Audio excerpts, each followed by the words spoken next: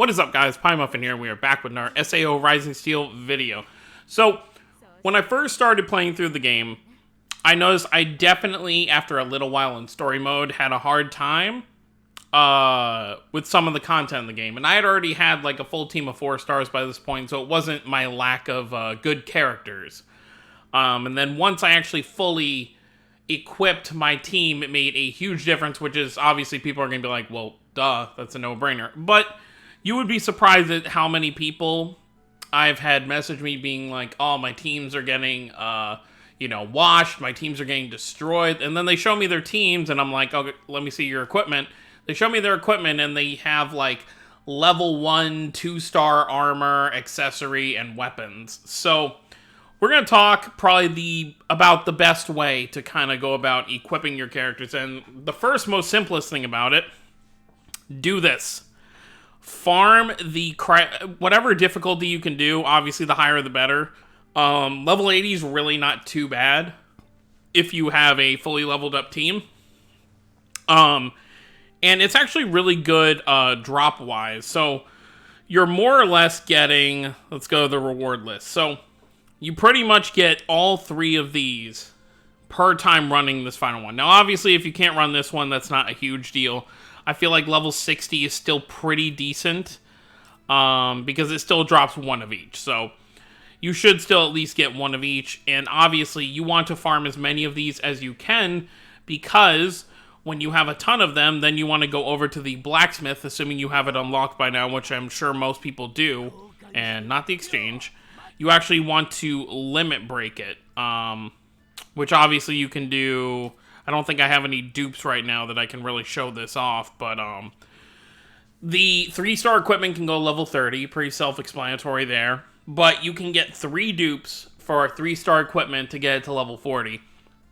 And, you look at these stats for a lot of this equipment, and it may not seem like a big deal at first. Like, obviously, this ring only gives 148 HP and 42 mana, but that can really go a long way, especially with all the other stuff. The armor. Let's go ahead and click on one of the 3-star armor. Gives you 944 extra HP. That's almost an extra 1,000 HP on top of your normal stats. And defense and magic defense 322.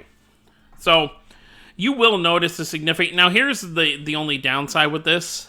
Weapon wise, you are gonna have to do some summons because 3-star weapons and above. You're only going to be able... I mean, I'm sure later down the line we'll have some free-to-play weapons that we're going to be able to get, but currently in the game, there are no free-to-play weapons that you can really farm up. But the best way I'd say to kind of deal with this, and obviously this is not a free-to-play method, but I would say never summon on these normal weapon banners, just when they're the discounted ones. So when they first come around, they're like the 75 diamonds. I would say... summon on each one, if you can. If you didn't go crazy for a specific character, which this early on, most people should just be doing the one-time half off on the character banners as well, especially if you're free to play. But I would say definitely, if you're not summoning on all the character banners, definitely summon on the half off, because 75 diamonds, just through like dailies and stuff, you can get that back in like 3 days. So you're really not losing much, especially if they only do like a weapon banner like once or twice a week. It does seem like they've kind of slowed down a bit. Although, we do know that the... where is it? Where's the news page? We do know that this 1 million celebration is going to have to deal with us getting I assume, a summonable version of Adis. I don't think we'll get a free-to-play. If we get a free-to-play version, that'd be dope, because then everyone can get her. And looking at her stuff, she's going to be a healer, so that'd be great.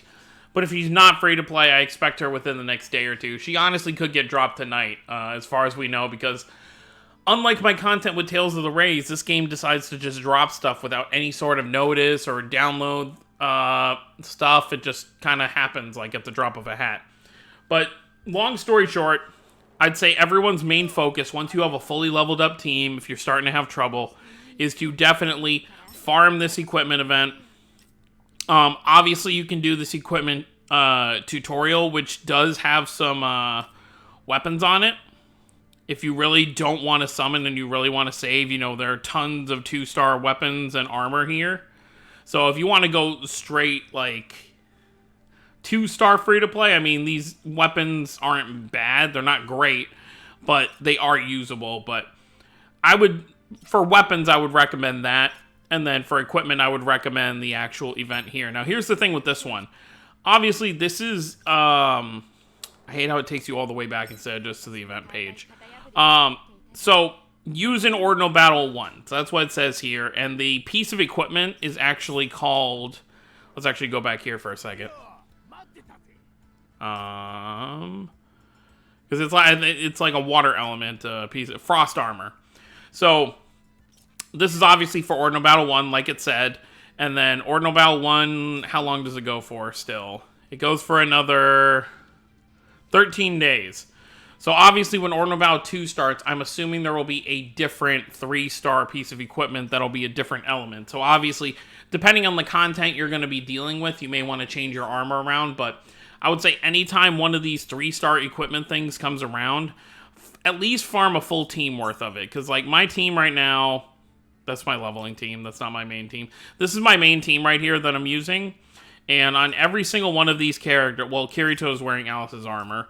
But you can see Asuna there. She has fully limit broken equipment. T8, finicky buttons. Fully limit broken. Fully limit broke. I did a few extras too in case I'm needing to use more characters than that. Because obviously for the like tower mode. So as you can see there, I do have fully limit broken armor, at least for one full team. I mean, obviously, if you click here, I do have a few extras down here that I'm not using yet because there's no one I really need them for. But when I pull more 4-stars, they will get that equipment immediately until, like I said, so like if I had the new Alice, well, not new, but the starting Alice from the banner, which I don't, she would be wearing this piece of armor because it would obviously work well with her. But if we eventually get like a 4-star outfit for Kirito or a 4-star outfit for Asuna, etc., they will be wearing those as well. But that's going to pretty much be it, guys. That's my quick little, I guess, advice video on what you should be doing equipment-wise, since there really is only one free-to-play piece of equipment, and that is Alice's armor. Obviously, if you get another copy of it, there's 2 of them. I wouldn't recommend, don't do what I did.